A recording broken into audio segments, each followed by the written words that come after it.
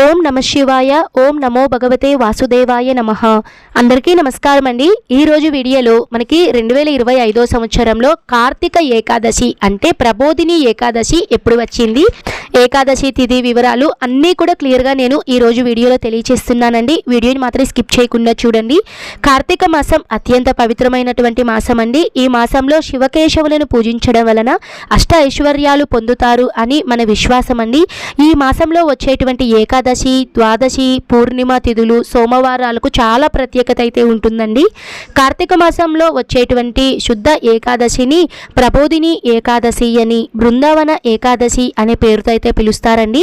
మన పురాణాల ప్రకారం మనకి ఆషాఢ శుద్ధ ఏకాదశి రోజున పాలకడలిలో ఉపక్రమించినటువంటి అంటే నిద్రించినటువంటి శ్రీ మహావిష్ణువుని కార్తీక శుద్ధ ఏకాదశి రోజున శ్రీ మహావిష్ణువు మేల్కొంటారు అని మన పురాణాల ప్రకారం చెప్తున్నాయండి. ఈ శుద్ధ ఏకాదశిని ప్రబోధిని ఏకాదశి అని, దేవ ప్రబోధిని ఏకాదశి అని, ఉత్థాన ఏకాదశి అనే పేరుతో అయితే పిలుస్తారండి. ఈరోజు అయితే తొలి ఏకాదశితో ప్రారంభమైనటువంటి చాతుర్మాస దీక్ష అనేది ఈ కార్తీక శుద్ధ ఏకాదశితో అయితే ముగుస్తుంది అని మన పురాణాల్లో అయితే తెలియజేయడం అయితే జరిగిందండి. అంతేకాకుండా ఈరోజు చాలా విశేషతలు అయితే ఉన్నాయండి. ఇవన్నీ కూడా ప్రతి ఒక్కరూ తెలుసుకోవాలని నేను ఈ పాయింట్స్ అన్నీ చెప్తున్నానండి. మహాభారత యుద్ధంలో భీష్ముడు ఈ ఏకాదశి రోజునే అస్త్ర సన్యాసం చేసి అంబశయ్యపై శయనించాడు అని మన పురాణాల్లో ఉందండి. అలానే యజ్ఞవల్క్య మహర్షి జన్మించిన రోజు కూడా ఈ రోజేనండి. ఈ ఏకాదశి రోజున ప్రత్యేకంగా విష్ణుదేవుని ఆరాధన అనేది చేసుకోవాలండి.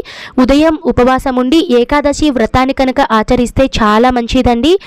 కార్తీక శుద్ధ ఏకాదశి మహత్యం గురించి స్కాంద పురాణంలోని బ్రహ్మదేవుడు నారదుల మధ్య జరిగిన సంభాషణలో వస్తుంది. పాపాలను హరించే ఈ ఏకాదశిలో 1000 అశ్వమేధ యాగములు, 100 రాజశ్యామ యాగాలు చేసినటువంటి పుణ్య ఫలితం అనేది వస్తుందండి. ఈ రోజున కనుక పూజ చేస్తే కొన్నంత పత్తిని చిన్న నిప్పురవ్వ ఎలా కాల్చివేస్తుందో ఒక జీవుడు తన 1000 జన్మలో చేసినటువంటి పాపాలను ఈ రోజు కనుక పూజ చేస్తే ఆ పాపాలన్నిటినీ కూడా కాల్చివేస్తుందండి. ఈ ఏకాదశి రోజున ఉపవాస వ్రతం ఉన్నా, అలానే ఉపవాసం పూజ చేసినా కూడా ఈ రోజున ఏకాదశి పూజ చేసినా కూడా చాలా మంచిదండి. ఈరోజు ఏ చిన్న పుణ్యకార్యం చేసినా అది సుమేరు పర్వతానికి సమానం అని కూడా మనకి పురాణాల్లో అయితే ఉందండి. కాబట్టి ఈ రోజున ప్రతి ఒక్కరూ కూడా ఏకాదశి వ్రతం అనేది ఆచరించాలండి.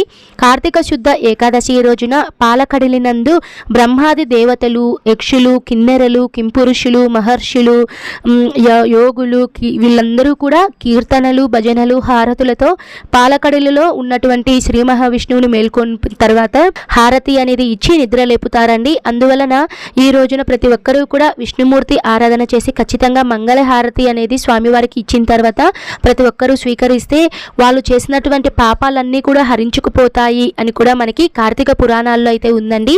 ఇంతటి విశేషమైనటువంటి కార్తీక మాసంలో ప్రబోధిని ఏకాదశి అంటే కార్తీక ఏకాదశి ఎప్పుడు వచ్చిందో తెలుసుకుందామండి. ముందుగా 2025 సంవత్సరంలో స్వస్తిశ్రీ చాంద్రమాన శ్రీ విశ్వావసు నామ సంవత్సరం కార్తీక మాసం ఏకాదశి తిథి మనకి అక్టోబర్ 31వ తేదీన శుక్రవారం రోజున రాత్రి తెల్లవారుజామున 3:43 నుంచి నవంబర్ 1వ తేదీన శనివారం రోజున రాత్రి 2:41 వరకు మనకి ఏకాదశి తిథి అయితే ఉంటుందండి. సాధారణంగా మన హిందూ ధర్మ ప్రకారం తెల్లవారుజామున మనకి ఏ తిథి నక్షత్రం అయితే ఉంటుందో ఆ రోజున ఆ తిథిగా మనం పరిగణిస్తాం. కాబట్టి 1వ తేదీన మనకి పూర్తిగా ఉదయం నుంచి మనకి ఏకాదశి తిథి ఉంది. కాబట్టి 2025 సంవత్సరంలో కార్తీక ఏకాదశి అంటే ప్రబోధిని ఏకాదశి పండుగను నవంబర్ 1వ తేదీన శనివారం రోజునైతే జరుపుకోవాలండి. చాలా విశేషమైనటువంటి రోజు అండి. ఎందుకంటే విష్ణుమూర్తి ప్రీతికరమైన రోజు శనివారం రోజు ఈ ఏకాదశి రావడము, ఈ రోజు ఏకాదశి వ్రతం కనుక చేస్తే ఎన్నో వేల జన్మలో చేసినటువంటి పాపాలన్నీ హరించుకుపోయి పుణ్యం అనేది లభిస్తుందండి. కాబట్టి ఈ రోజున ప్రతి ఒక్కరూ కూడా విష్ణుమూర్తిని అయితే ఆరాధించండి. తప్పకుండా మీరు చేసినటువంటి ఏదైనా పాపాలు కానివ్వండి, లేదు మీకు ఏదైనా సరే అనారోగ్య సమస్యలు ఉన్నా, ఏదైనా సరే అండి మీకున్నటువంటి కష్టాల నుంచి బయటపడాలి అంటే తప్పకుండా ఈ రోజున విష్ణుమూర్తిని అయితే ఆరాధించండి.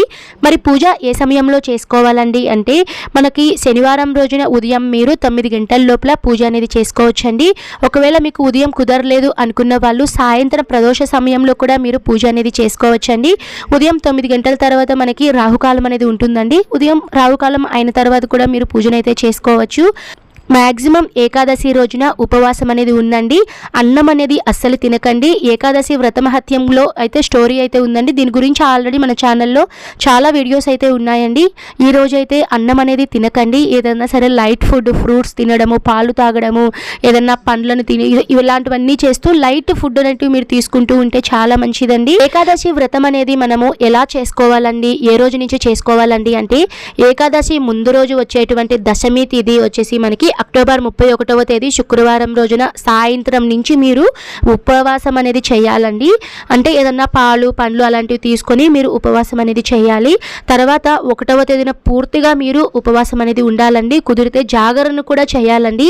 తర్వాత 2వ తేదీ అంటే ఆదివారం రోజున ఉదయం వరకు మీరు ఉపవాసం ఉండి విష్ణుమూర్తికి మీరు దీపారాధన చేసి నైవేద్యంగా ఏదన్నా చేసి పూజ అంతా కంప్లీట్ చేసుకొని ఉపవాసాన్ని అయితే విరమించాలండి. ఈ విధంగా మనము ఏకాదశి వ్రతాన్ని కార్తీక మాసంలో అయితే ఆచరించాలి. ఇదండి ఈరోజు వీడియోలో ప్రబోధిని ఏకాదశి ఎప్పుడు వచ్చింది, డేటు, తేదీ వివరాలు అన్నీ కూడా తెలియచేశాను కదా అండి. మరో వీడియోలో కార్తీక ఏకాదశి రోజున పూజ ఎలా చేసుకోవాలి అన్నీ కూడా క్లియర్గా నేను తెలియచేస్తాను. ఈ వీడియో కనుక నచ్చితే తప్పకుండా లైక్ చేసి సబ్స్క్రైబ్ చేయండి. సర్వే జనః సుఖినో భవంతు. స్వస్తి.